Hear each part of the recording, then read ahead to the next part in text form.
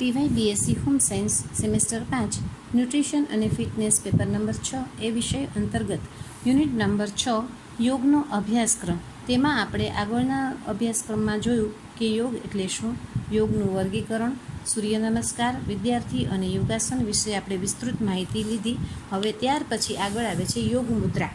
આરોગ્ય આપણી સ્વાભાવિક સ્થિતિ છે. યોગ મુદ્રા એક અદ્ભુત ઇલાજ.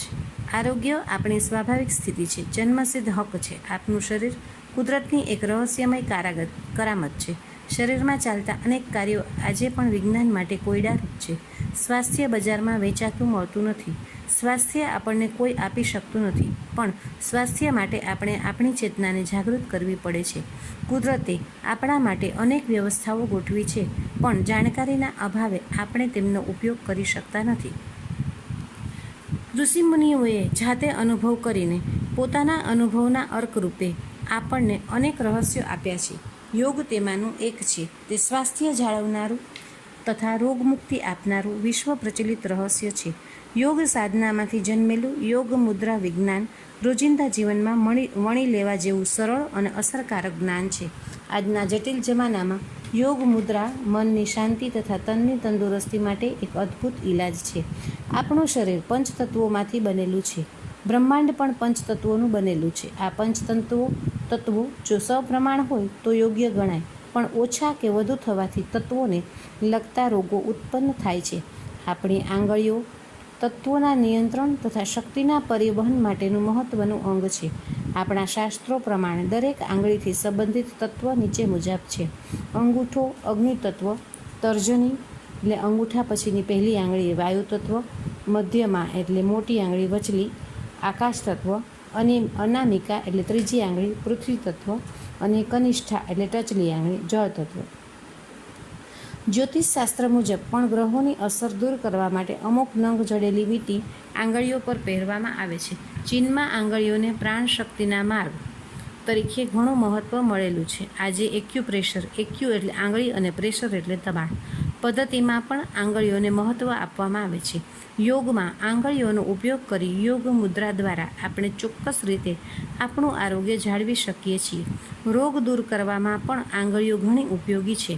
યોગ મુદ્રાઓ અત્યંત સરળ અને દરેકથી થઈ શકે તેવી ક્રિયાઓ છે. યોગ મુદ્રાના ચિત્રોમાં બતાવ્યા પ્રમાણે 5 આંગળીઓનો એકબીજી સાથે સ્પર્શ થવાથી તત્વોનું નિયંત્રણ થાય છે અને શક્તિનું સિંચન થાય છે. યોગ મુદ્રા વધુ ફાયદાકારક બનાવવા માટે આરામદાયક જગ્યા પર બેસવું, યોગ મુદ્રા કરતી વખતે શરીરને ઢીલું રાખવું, મન શાંત અને પ્રફુલ્લિત રહે તેવા વાતાવરણમાં યોગ મુદ્રા કરવી.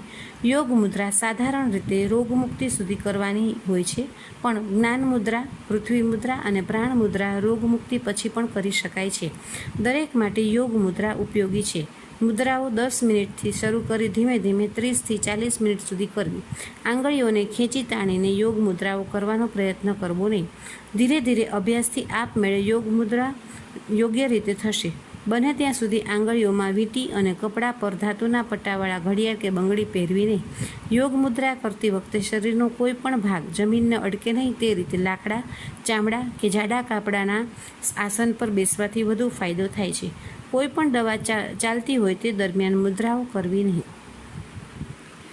યોગ મુદ્રામાં પહેલી મુદ્રા છે જ્ઞાન મુદ્રા. મનને એકાગ્ર બનાવવામાં તથા આધ્યાત્મિક ઉન્નતિ માટે ઘણી ઉપયોગી છે. નિદ્રાના રોગો દૂર કરવા અને તણાવનું નિવારણ કરવા અને યાદશક્તિ વધારવા ઘણી ઉપયોગી પુરવાર થાય છે. ઓછામાં ઓછી 10 મિનિટ આ મુદ્રામાં બેસી રહેવું. ત્યાર પછી છે વાયુ મુદ્રા. વાયુ મુદ્રા વાળ, સાંધાના દુખાવા, લકવા, ગઠિયોવા, નસોનું કમજોરપણું, કંપવા અને વાના અસાધ્ય રોગો મટાડે છે. ત્યાર પછી છે શૂન્ય મુદ્રા. કાન માટે આ મુદ્રા ખાસ ઉપયોગી છે. કાનનો દુખાવો, કાનની બહેરાશ, કાનમાં પરું થવું વગેરે આનાથી મટે છે. ત્યાર પછી છે પૃથ્વી મુદ્રા. આ જ્ઞાન મુદ્રાની જેમ પૃથ્વી મુદ્રા પણ ઉપયોગી છે. જ્ઞાન મુદ્રાના સમગ્ર લાભ આ મુદ્રા દ્વારા પણ મળે છે. ત્યાર પછી છે વરુણ મુદ્રા. આ મુદ્રા લોહીની શુદ્ધિ કરનાર, જળ તત્વનું નિયંત્રણ કરનાર, ચામડીના અનેક દર્દોમાં ઉપયોગી અને ત્વચાની સુંદરતા વધારનાર છે.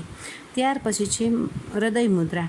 આ મુદ્રા હૃદયને લગતા બધા રોગોમાં, છાતી તથા લોહીને લગતા રોગોમાં અને અસ્થમા જેવા હઠીલા રોગોમાં પણ ઘણી ઉપયોગી છે.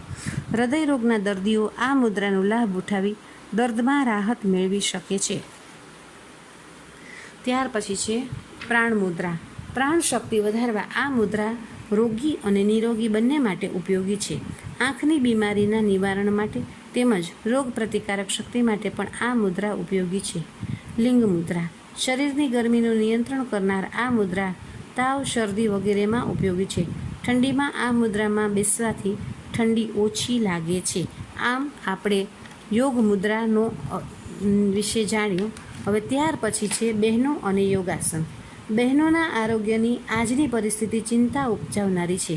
તેમની તંદુરસ્તી દિન પ્રતિદિન કથળતી જાય છે. માસિક સંબંધી જાત જાતની ફરિયાદો તો સામાન્ય બની ગઈ છે.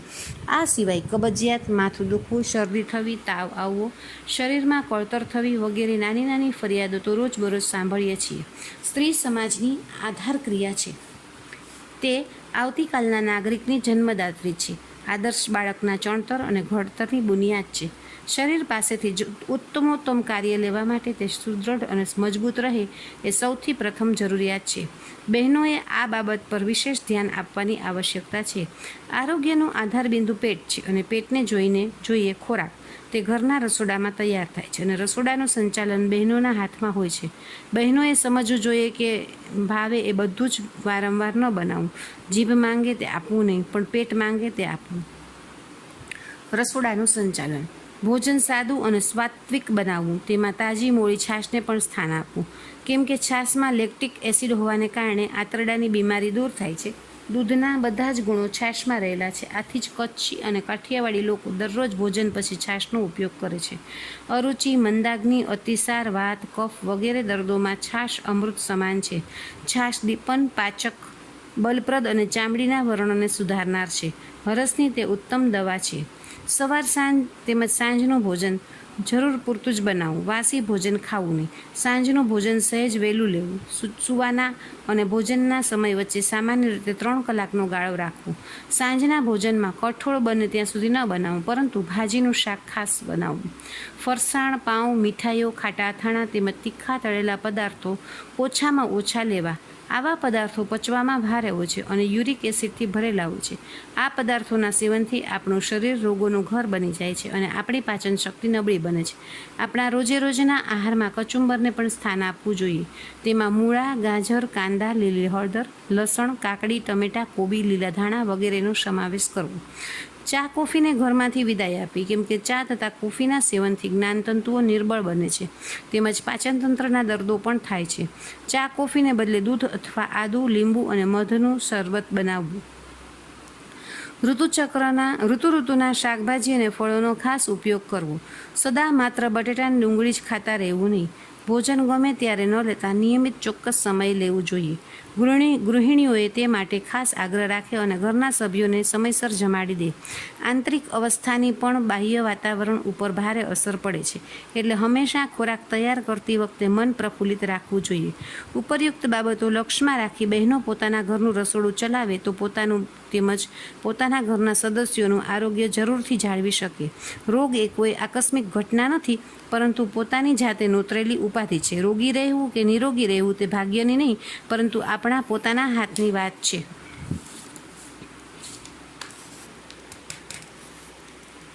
યોગાસનો બહેનો માટેના. આજની પરિસ્થિતિમાં બહેનોના જીવનમાં શારીરિક શ્રમ ઘટ્યો છે. આથી બહેનોનું સ્વાસ્થ્ય કથળવા લાગ્યું છે. બહેનો માટે આજના પલટાયેલા સંજોગોમાં સંપૂર્ણ શરીર સ્વાસ્થ્ય જાળવી રાખવું મુશ્કેલ છે. બહેનોની શારીરિક પરિસ્થિતિ જોતાં તેમના શરીરને નિરોગી અને સુડોળ રાખવા માટે અનેક કસરતો પૈકી યોગાસન સૌથી વધુ અનુકૂળ છે. તેને માટે મોટા મેદાનની કે કોઈ ખર્ચાળ સાધનોની જરૂર પડતી નથી. ઘરના નાના ઓરડામાં કે અગાશી ઉપર પણ યોગાસનો થઈ શકે છે. બહેનોના જ્ઞાનતંતુઓ, હૃદય, ફેફસા, જઠર, યકૃત વગેરે શરીરના બધા જ અવયવો ઘણા જ કોમળ અને નાજુક હોય છે. આ નાજુક અવયવોને ભારે વ્યાયામ થકવી નાખે છે. માટે યોગાસનો જેવો હળવો વ્યાયામ જ સ્ત્રીઓને અનુકૂળ પડે છે. નિયમિત આસનોના અભ્યાસથી શરીરના પ્રત્યેક અવયવને તેમજ શરીરની નલિકાવાળી તેમજ નલિકા વગરની ગ્રંથિઓને કુદરતી શ્રમ મળે છે. વળી જો કોઈ ગ્રંથિનો વિકાસ અટકી ગયો હોય તો તે ફરી શરૂ થાય છે. તેથી તેની સાથે તે ગ્રંથિઓમાંથી આરોગ્યવર્ધક રસો પણ સારા પ્રમાણમાં લોહીમાં ભળે છે. દુબળી પાતળી બહેનો કે વધારે મેદવાળી બહેનો યોગાસનો દ્વારા પોતાના શરીરને સુડોળ અને ઘાટેલું બનાવી શકે છે, તેમજ શરીરના સ્વાભાવિક સૌંદર્યને વધારી શકે છે. પ્રભુ શરીરમાં હંમેશા સૌંદર્ય રૂપે આવિર્ભાવ પામે છે. યોગાસન દ્વારા એ શક્ય બને છે. બહેનોના નિતંબના હાડકાં મોટા હોવાથી પેટ, પેઢા અને નિતંબના ભાગ પર ચરબીના થર જામે છે. આને પરિણામે ગર્ભાશયની અનેક તકલીફો, કબજિયાત, અનિયમિત માસિક વગેરેના ભોગ થવું પડે છે. આ તકલીફો દૂર કરવા ભુજંગાસન, શલભાસન, નૌકાસન, ધનુરાસન વગેરે પેટના આસનો કરવા જોઈએ. તેથી ચરબી ઘટે છે, કેટલાક પાચક અવયવો દબાય છે અને તંદુરસ્ત બને છે, તેમજ પાચક રસો પૂરતા પ્રમાણમાં સ્ત્રવે છે. આથી ખોરાકનું સુયોગ્ય પાચન થાય છે. લોહી પણ સારું બને છે. જઠર, આંતરડા, પેનક્રિયાસ, મૂત્રપિંડો, બરોળ વગેરે બધું ક્રિયાશીલ બને છે. વંધ્યત્વ દૂર થાય છે, તેમજ ગર્ભાશયનો અધૂરો વિકાસ પૂર્ણ બને છે. જે બહેનોની ઊંચાઈ અને વજન ઓછા હોય અને જેમને પોતાની ઊંચાઈ અને વજન વધારવું હોય તેમણે સર્વાંગાસન ખાસ કરવું. આ આસન કરવાથી થાઇરોઇડ નામની ગ્રંથિ વધુ ક્રિયાશીલ બને છે. ઊંચાઈ વધારવામાં આ ગ્રંથિનો ફાળો વિશેષ હોય છે. આ સાથે તાડાસન તથા સૂર્યનમસ્કાર પણ કરવા. સૂર્યનમસ્કાર વજન વધારવામાં શ્રેષ્ઠ છે. આમ યોગાસનનો વ્યાયામ બહેનોમાં નવો ઉત્સાહ લાવી શકે છે. આ યોગાસનો એ આપણા પ્રાચીન ભારતીય ઋષિમુનિઓનો અમર વારસો છે. આ ભારતીય યોગાસન પદ્ધતિને વિશ્વભરમાં પ્રસિદ્ધિ અને વૈજ્ઞાનિક માન્યતા મળી છે. આથી ભારતભરમાં ટૂંક સમયમાં જ શાળાઓ અને કોલેજોમાં પણ યોગનું શિક્ષણ દાખલ કરવા માટે વિચારાઈ રહ્યું છે. આસનો અંગે બહેનોને સૂચના. સ્વચ્છ સુઘડ જગ્યા પર શૌચાદિ કર્મ પછી ખાલી પેટે આસન કરવા. યોગાસન કરતી વખતે બહેનો માટે પંજાબી પોશાક વધુ અનુકૂળ રહે છે. જે બહેનોનું શરીર નબળું હોય તેમણે અનુભવી અને આ વિષયના જાણકારની સલાહ લઈને જ આસનો કરવા. રોજ અડધો કલાક આસનો કરવા. સાથે દળવું, ખાંડવું, કપડાં ધોવા અને રસોઈ બનાવવી વગેરે ઘરકામ પણ કરો. પહેલાં સહેલા, પછી સાધારણ, અઘરા અને અંતે વિશેષ શ્રમવાળા આસનો કરવા. દરેક આસનોની વચ્ચે શવાસન કે મકરાસન જરૂરી છે. આહાર વિહારમાં સંયમથી રહેવું. માસિક સમયે 4 કે 5 દિવસ સુધી આસનો ન કરવા. પેટના ઓપરેશનવાળાઓએ આસનો ન કરવા. સુવાવડ પછી 1 વર્ષ સુધી આસનો ન કરવા. બહેનોનું રસોડું જ આરોગ્યની આધારશિલા છે. રોગ જન્મે છે રસોડામાં અને રોગ વિદાય લે છે પણ રસોડામાંથી જ. ટૂંકમાં આપણો આહાર અને એ જ ઔષધ છે અને બહેનોએ આ આહારને ધ્યાનમાં રાખીને જ પોતાનું શરીરનું ધ્યાન રાખવું જોઈએ અને ત્યાર પછી એમાંથી જ એણે પોતાને નિયમ બનાવી અને આગળ વધવું જોઈએ.